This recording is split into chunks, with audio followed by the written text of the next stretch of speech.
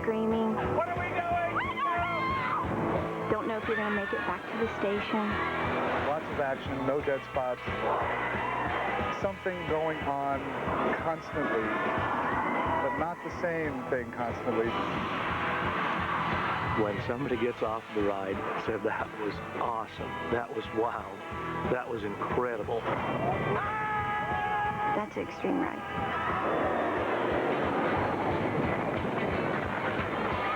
Extreme rides of the new millennium are surfacing at parks around the world at an amazing rate.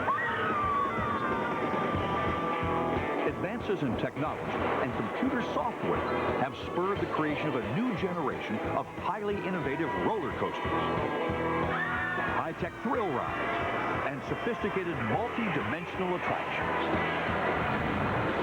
Extreme rides are ceasing to become rides. They're becoming experiences.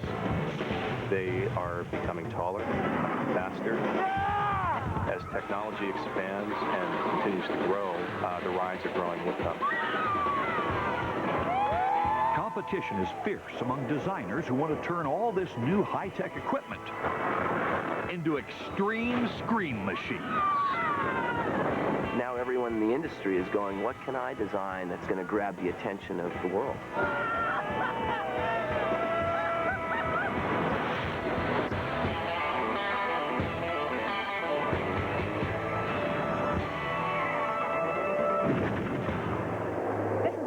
That is so big on claims. We like to say that we have the biggest, highest, fastest. And it's terrific to be able to say, I have a one-of-a-kind coaster.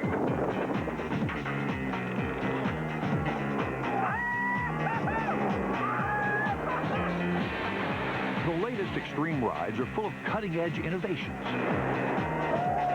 Six Flags Great Adventure in Jackson, New Jersey has introduced a totally new concept in ride technology.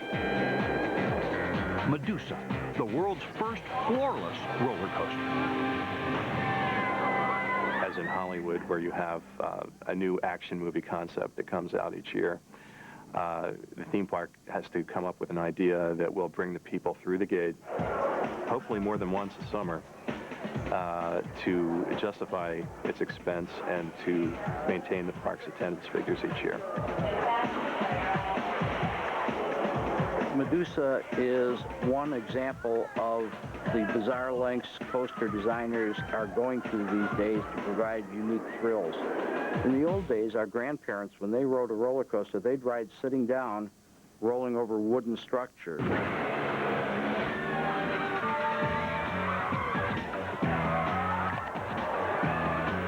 Today, I count 31 different styles of roller coaster. Medusa, the floorless coaster, one of the newest. Medusa is definitely an ultimate, unique super coaster. There's nothing like it currently in the world. When you're sitting on the train, there is no floor below you, but the track is below you.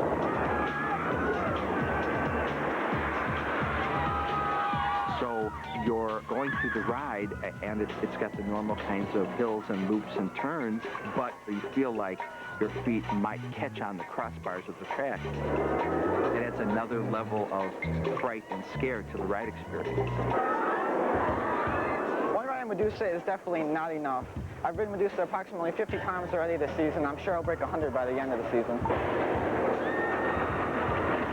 For me, and I've been on over 500 roller coasters, it's the best steel roller coaster in the world. It's just one beautiful, smooth, thrilling maneuver after another. There isn't one piece of straight track in this coaster. It's wonderful.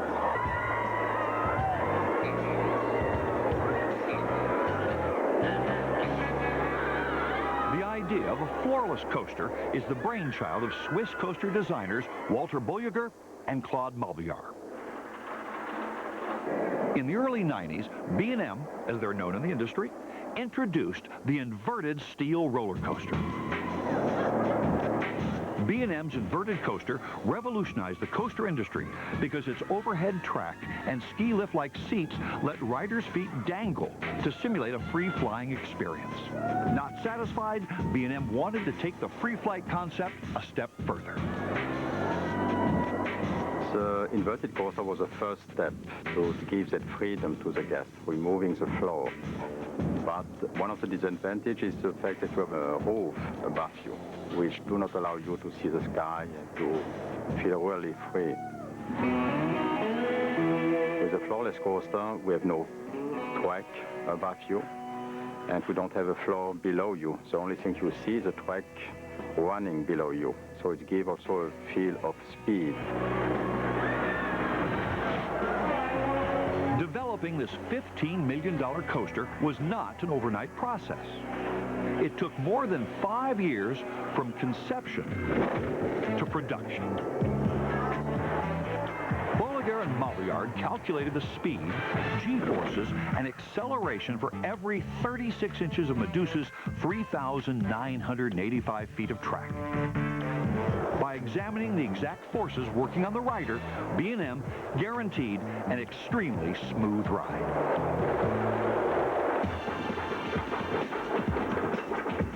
Now let's join Steve Urbanowitz to experience this one-of-a-kind scream machine. Ready? Are we ready? We are ready. And here we go. Yeah! Here we go. Yeah! And it's a first loop at over 100 feet tall. And now we're going into the diving loop where it's climbing a wall like a skateboard. Yeah! Here we go. Here we go. Zero gravity roll. Unbelievable inversion. Right into the rubber roll. Two quick inversions, one right after the other.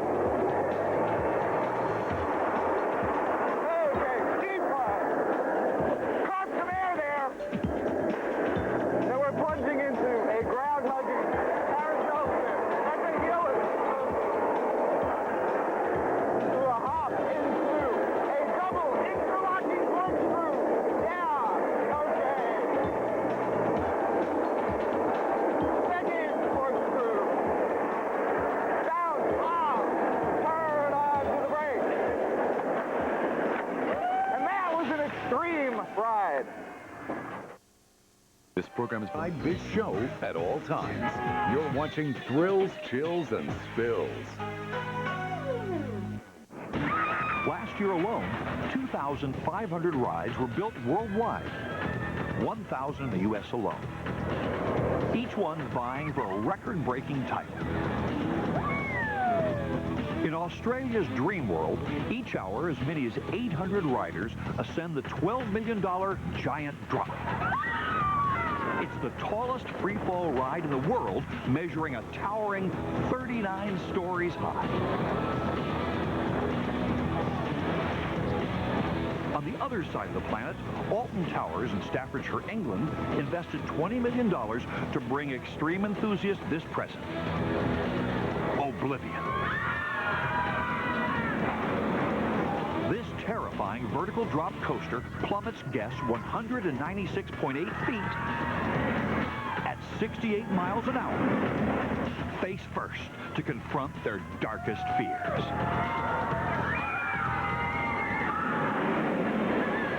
And if fear is what you like, this extreme ride is sure to please.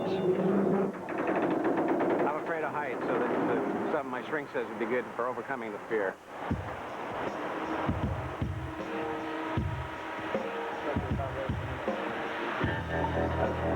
It towers 160 feet above the Orlando skyline. Look at that. Look how high up we were.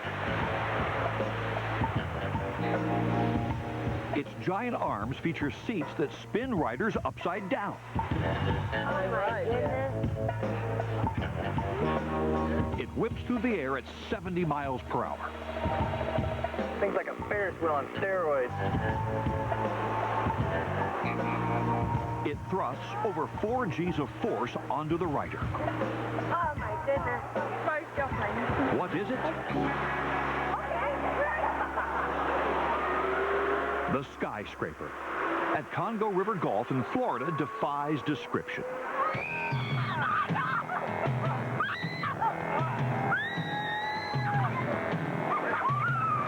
But it makes a stunning impression when you see it in action.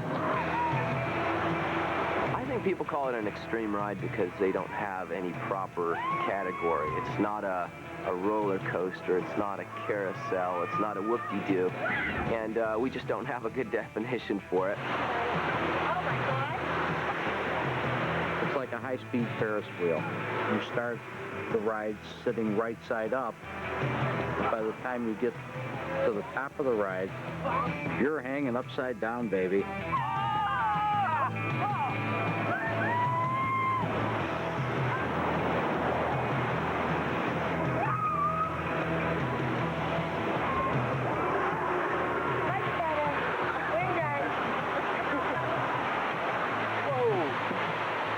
Solid ground. Good.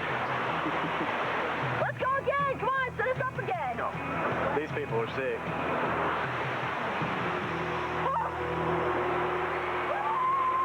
The skyscraper was created by two engineers who embody the X generation of thrill seekers, Ian Gravina and Peter Kockelman.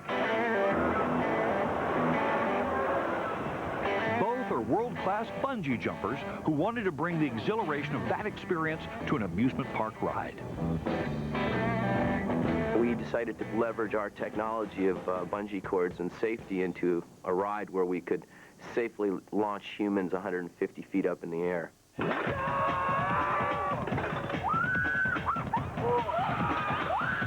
Their first ride, called the ejection seat, simulates a reverse bungee experience. Found at fairs and small parks around the country, its success inspired the team to develop their next extreme attraction. The idea of whipping through the air at high speeds was similar to what bungee jumping is like, hitting 55, 60 miles an hour, pulling the 4 Gs.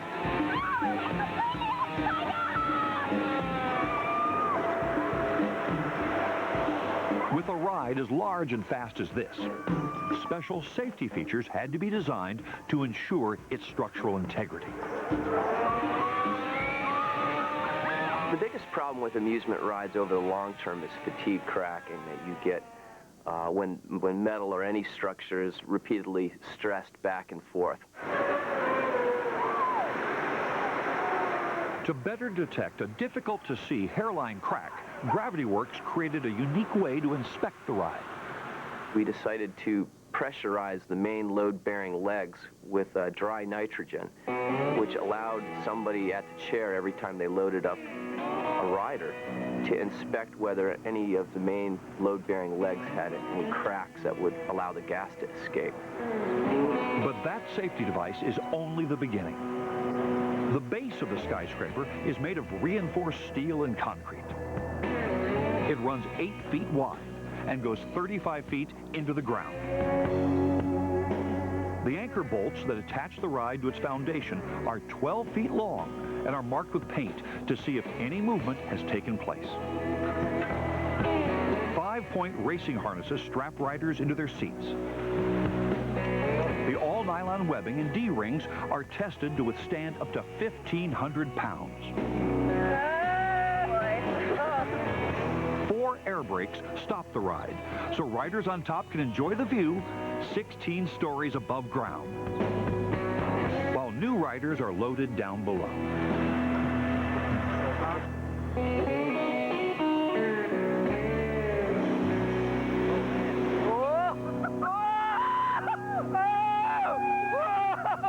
Oh man, this is really intense.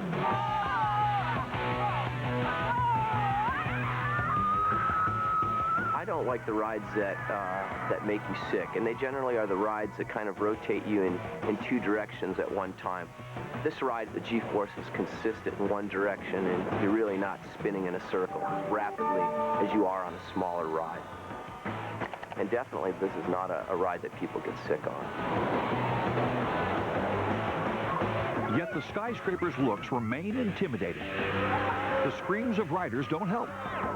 They just add to the perceived terror. What you're trying to do is you're trying to give people a lot of fear before they get on the ride, a lot of excitement when they're on the ride, and a feeling of just joy and elation afterwards that they, one, has survived it, and two, is that they realize that they actually enjoyed it.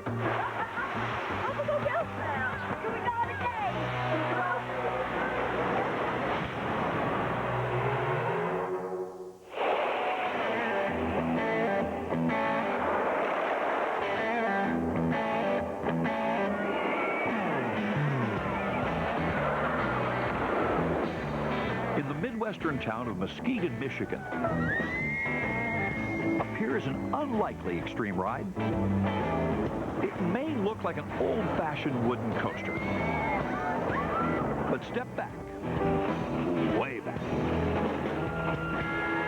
It's 5,384 feet of yellow southern pine, making it the world's longest wooden coaster with only one lift hill and one incredible thrill ride.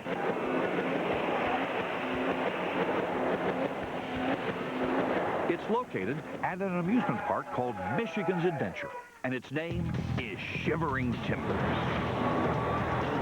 Top speed is like 65 miles an hour. Flying over the top of all those great hills, you just get lifted right out of your seat, well over 10 times. There's nothing you can do but hold on tight and enjoy the flight. Shivering Timbers is a style of coaster that dates back to the 1930s. It's called an out and back, for obvious reasons. Designer John Miller made the out and back famous, building hundreds of them around the country. Very few of those remain. This was the first coaster built since the 1930s that has that out and back style with the big hills. And that's why this ride is such a treasure, because it is so different than most of the other new rides that are out there. The history behind Shivering Timbers began more than 30 years ago. In 1968, Roger Jordan and his wife Mary Lynn purchased Michigan's Deer Park, a small petting zoo. Over the years, the Jordans added rides and coasters and ultimately traded in the deer for more rides and more coasters. To celebrate their 30th year, the couple approached Custom Coasters of Cincinnati, Ohio to help them create something special. The owner influenced us a lot on this ride. He wanted something that had 3 great first drops, and he wanted to go all the way to the end of his property. And he wanted something really unique and exciting.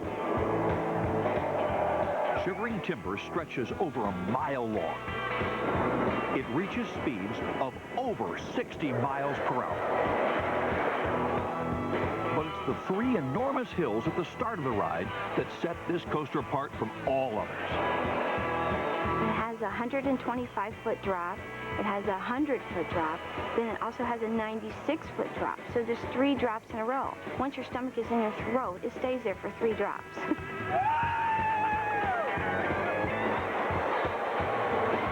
You would think, looking at those hills, that it would slow to a crawl going over the top.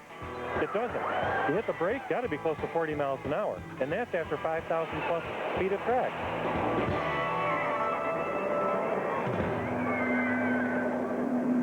Speed is one thing, but airtime, that moment when zero gravity takes over and riders lift off their seats, is truly what coaster fanatics crave. Airtime city. Shivering Timbers has a series of 10 hills which catapult riders into airtime heaven. These big hills produce a series of moments of airtime, sustained airtime over the top. No other coaster in existence has this amount of airtime.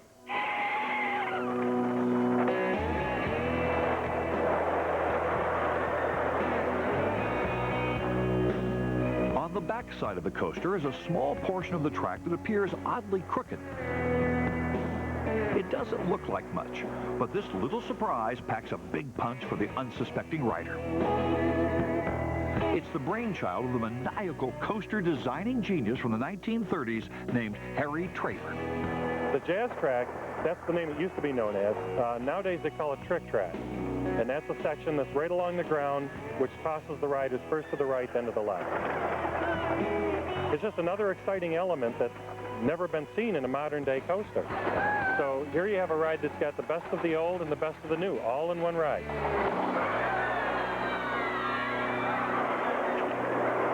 But to discover what this ride is really made of, join coaster enthusiast Paul Greenwald I'm scared! Take me home! for a front seat adventure. Here we go!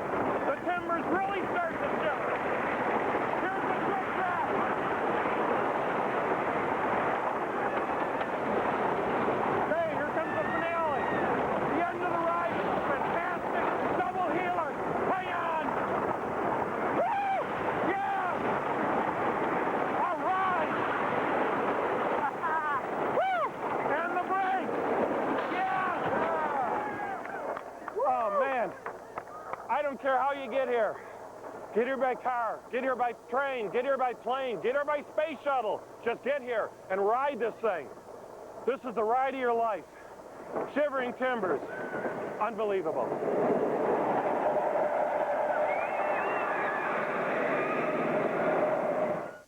This program is brought to you. In Orlando, Florida, the theme park competition is intense. So when SeaWorld wanted to build its first ever thrill ride, they knew it had to be different.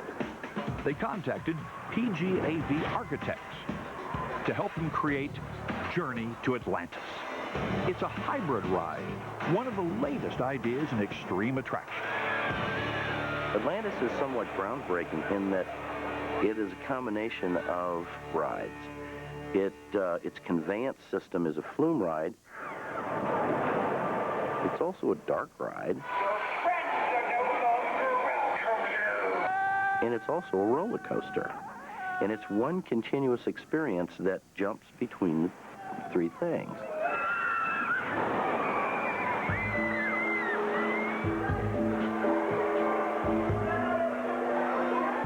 Hi, I'm Rick Durfee. We're on Journey to Atlantis. Right now we've just entered the first scene where we meet Stavros Sinopoulos, the fisherman. He's introducing us to Hermes, the seahorse. Wait! Hermes must guide you! Why, Hermes? Show them the way! Hermes will be a fiber optic trail that we will follow throughout the ride. These characters have their own sounds, they have their own lighting, and they have their own little special effects. Lured into a sense of false calm by the drama of Atlantis, the riders will soon take their first plunge. The whole room is in fog and mist. We can't really see where we're going. And now we're dropping. We're in the first drop right now.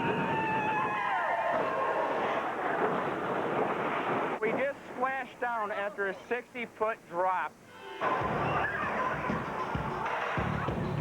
But Journey to Atlantis isn't over yet. The boat floats through the lake and is attached once again to the coaster track. The riders don't know it, but soon they'll be headed down a second drop. This is the best part of the ride. It is unexpected. No one knows that the roller coaster is here. This is the twist on the coaster. Executed completely in the dark, it's a twisting S-turn that goes 30 feet below grade and comes back up and splashes down in the back of the building. So the public never knows about the secret coaster finale. And it really surprises everybody. People, the first time you ride it, people are not aware that it's going to be a roller coaster and drop in there. It's calculated. It is meant to be a total surprise. It's the finale. It's the catharsis of the whole experience. That is great. I am stoked. I think the future may hold some surprises for hybrid kinds of rides, water rides that have tracks.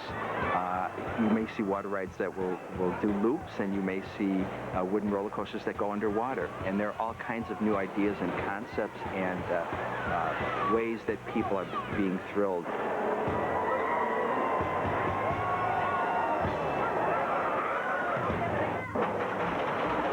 If water leaves you a little cold, how about some fire? 20 miles north of Richmond, Virginia, another extreme ride has erupted on the scene. It beckons thrill seekers eager to challenge the forces of Mother Nature.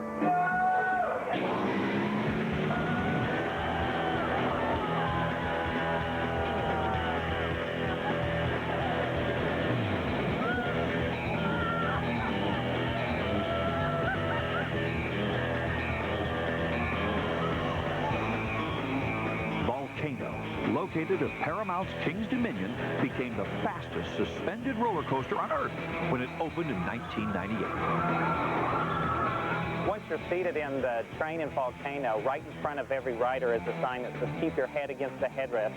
And if you choose not to do it, the ride will do it for you. While Volcano exceeds speeds of 70 miles per hour, the record-breaking doesn't stop there. Riders are blasted out of the mountaintop at 155 feet above ground, which is the highest inversion in the world.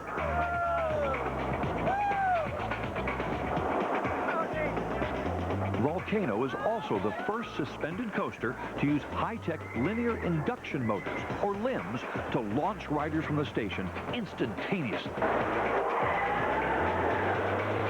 Instead of putting you in a seat and pouring you up a lift and then letting gravity accelerate you to complete the ride, what we do is we start you out at ground level, and when you enter into the launch 1 area, you go into our linear induction mode. I mean, it is just instantaneous speed. And there is not one, but 2 of these heart-stopping launches in Volcano.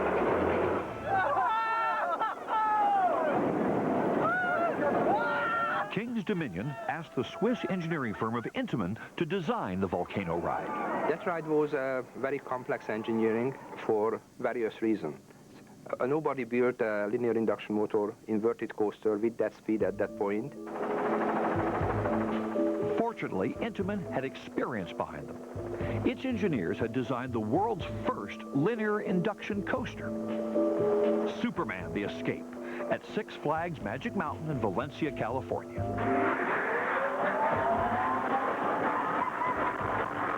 Superman utilizes propulsion technology, which is very similar to that of Volcano's. It's called LSM, or Linear Synchronous Induction Motors, and this is how it works.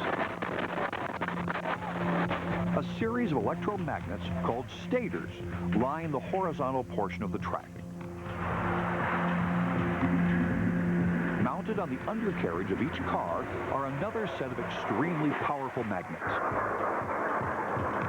As the magnets beneath each car pass over a stator, it is energized, first to attract and then to repel.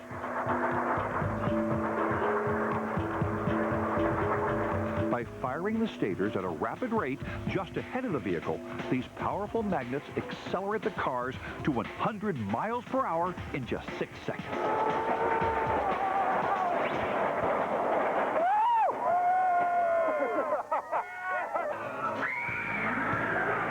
The propulsion system works so well for Superman, Intamin decided to use the concept for Volcano with one simple change. Instead of magnets, copper fins will be placed on the side of the coaster trains. Those fins receive a blast of current from stators built into the overhead track. The current is continuously switched from AC to DC, which, just like the magnets on the Superman ride, attracts and then repels the car, forcing it forward on the track. This system creates powerful thrust, propelling the Volcano rider from 0 to 72 miles an hour in just over 4 seconds. This is a very exciting new technology, and I believe that the limits are almost endless because we just started with the linear induction motors 5 years ago, and there is a long way to go. For a front row ride aboard Volcano, the Blast Coaster, let's join enthusiast Janice Moore as she is launched out of the starting gate. 70 miles an hour! Yeah! Woo! With a high-speed turn, now we're going to hit a second set of limbs. We're going to get launched vertical, straight up down into the volcano. Woo-hoo! 155 feet in the air.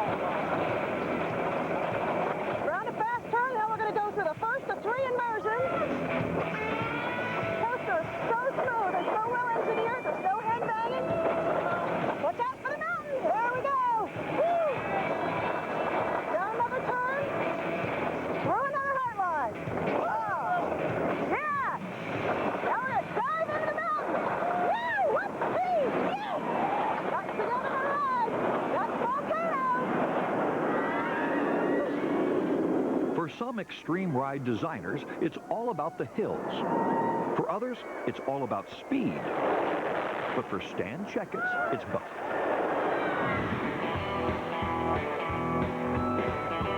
Stan Checketts, CEO of S&S Power, a thrill ride manufacturer located in Logan, Utah, has been making rides extreme since 1995. But not everyone is so excited to experience his brand of thrills. If we build a ride that everybody wanted to ride, that's called an elevator, and that's not an amusement ride.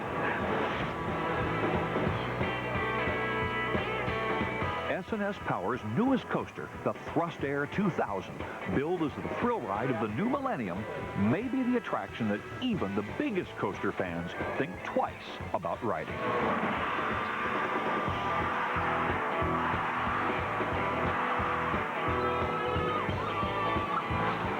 Thrust Air 2000 catapults riders horizontally from 0 to 80 miles per hour in 1.5 seconds. It's very fast, and you feel like your skin is going to rip off your face. So, I mean, it's very intense.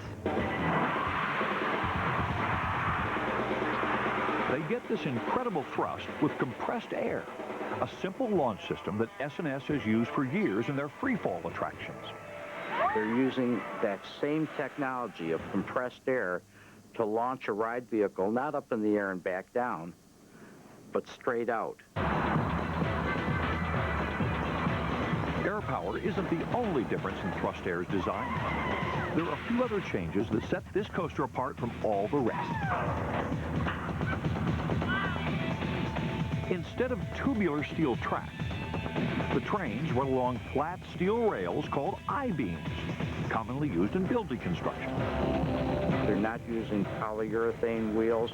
They're using inflatable rubber tires. That makes the ride on the car much smoother than if you had smaller, hard tires. It's a different experience than most of your coasters by far. Amazing as this prototype is, it's nothing compared to what S&S has in store for the full-scale model. They hope to double its height to 350 feet. Add more hills, twists and turns, and break a coaster speed record. One of the things I'm looking forward to is working with a park to pass the 100-mile-an-hour, easily pass 100 mile an hour. Or whatever they do with it from there on, wherever they go, whether it's straight up or down, I really don't care as long as we can pass the 100-mile-an-hour mark.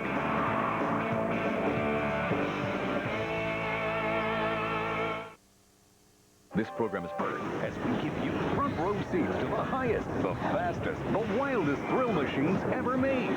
Thrills, chills, and spills. Beginning next on the Discovery Channel. Universal Studios in Orlando, Florida has created a new theme park for the new millennium. In design for more than a decade, Islands of Adventure features 5 themed islands.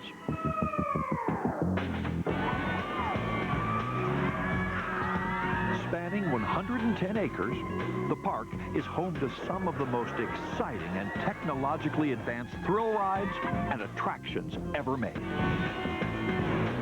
Riders are have become a lot more sophisticated in the last few years. They want an experience that has theming, that has thrill elements, that takes them to a place that they haven't been before, and they want that all combined and brought together to one entity.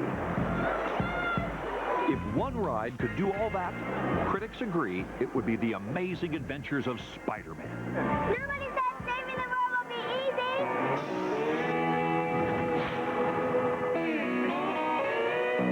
Universal Studios has created the new Spider-Man experience, which kind of blows everything else away as far as a themed ride experience. It really has set a new high water mark for that kind of ride. It combines many different things. It's a simulator, it's a 3D movie, and it's a great storyline to combine into just this overwhelming experience. What makes Spider-Man extreme is the technologies we use to bring it all together. This is the greatest of them. The 6th degree of freedom moving motion base, blended with live action special effects and film, takes you up 40 stories.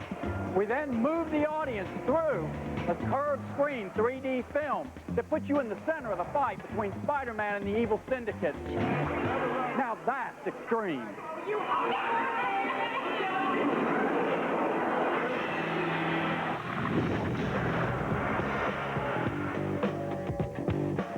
To achieve extreme, Spider-Man's creators began designing the attraction 3 years before it opened. They had to invent a state-of-the-art ride simulator technology, an electronic film projection system, and a specialized technique for producing a realistic 3D image. Critics said it couldn't be done, but the Universal team set out to prove them wrong. They began by creating storyboards and mock-up miniatures to help them determine the ride's path and the vehicle's point of view. They experimented with fog machines, fire, and laser rays to perfect the ride's environmental and live special effects. We're dropping you in the middle of a comic book. We're going to drop you in the middle of that comic book. We need you to feel that. We need you to get bounced around. We need you to feel like you're up in the air. Temperature changes, things hit you. There's lots of interaction. I mean, that's the key word here is interaction. The motion base allows the vehicle to go forward, backwards, spin and tilt in any direction, giving the simulator an enormous range of motion. The vehicle had to work in sync with every element of the attraction if The Amazing Adventures of Spider-Man was to operate as one single non-stop thrill. Hey, Roy is ready to program the Sparker in Scene 3. The key to making this whole thing synchronize and work together is lots of advanced planning. We know to the 30th of a second when Spider-Man's supposed to land on that ladder. The computer knows it, the vehicle knows it, the soundtrack knows it, the projectors know it. They are all following the same clock, basically, so that Spider-Man lands on that ladder moves, Spider-Man jumps off, lands on our car moves, the audio all supports that. Now let's join Mark Watson for an extreme peek inside The Amazing Adventures of Spider-Man. Man, you shouldn't be out here. This could be the most dangerous night of my life, and yours. Be careful. Thanks, Jake. This doesn't look good. We must be in some kind of warehouse right now. I think it's the hideout for the evil syndicate. Even Spider-Man won't be able to stop me. You mean that? Hey, what's going on? Here we go. They're following us.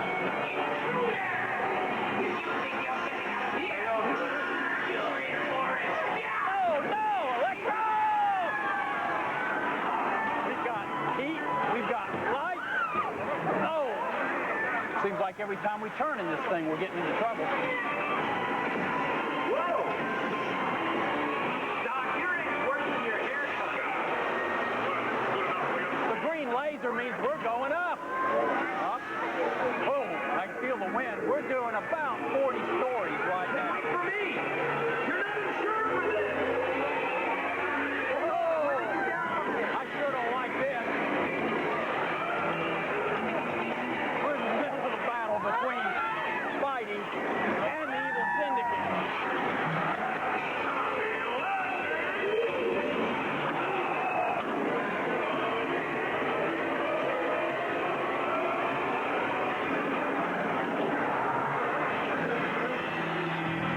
first time I rode the ride, I was really floored by the way everything was put together in such a way to make the experience so unusual, so different than everything that had gone before it. It was just more than I ever expected to see at this point. Great ride! We give you front row seats to the highest, the fastest, the wildest thrill machines ever made. Thrills, chills, and spills. Beginning next on the Discovery Channel.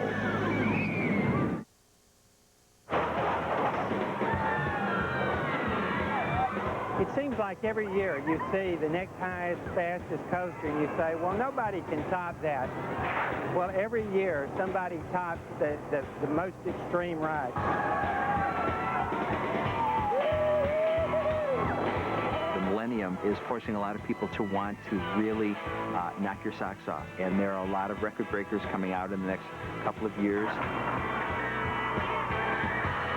I imagine we're going to see a variety of different kinds of coasters, even more than we see today. We're going to see coasters built bigger and faster and wilder than ever before. We probably have so much more to look forward to in the future as far as the types of inversions, the excessive speeds that we're going to be looking forward to. There are just so many things planned for the future. If the Scream machines introduced in the year 2000 are any indication of the extreme rides to come, thrill seekers have a lot to look forward to. And here's just a sample. Goliath. At Six Flags Magic Mountain in Valencia, California, ushered in the new millennium with the tallest and fastest drop on a continuous circuit roller coaster in the Western world.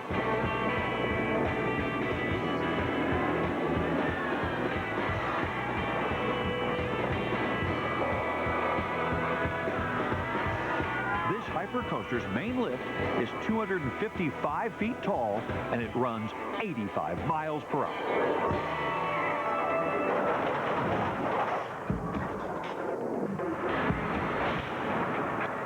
Stealth at Paramount's Great America in Santa Clara, California, is a $17 million dive machine. The world's first flying coaster cradles its riders in seats that tilt completely down. Its unique double harness system holds both the upper torso as well as the knees. Riders climb the 115-foot, 30-degree lift hill backward.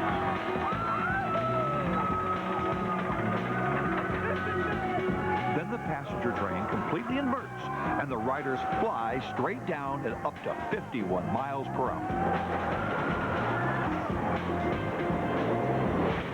The new Son of Beast, located at Paramount's Kings Island in Cincinnati, Ohio, is the world's only wooden coaster with a loop. Son of Beast is designed to be the preeminent wooden coaster in the world.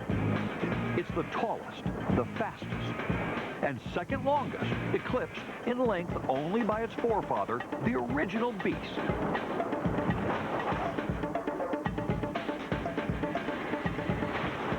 Cedar Point's Millennium Force is the first traditional coaster to exceed 300 feet in height.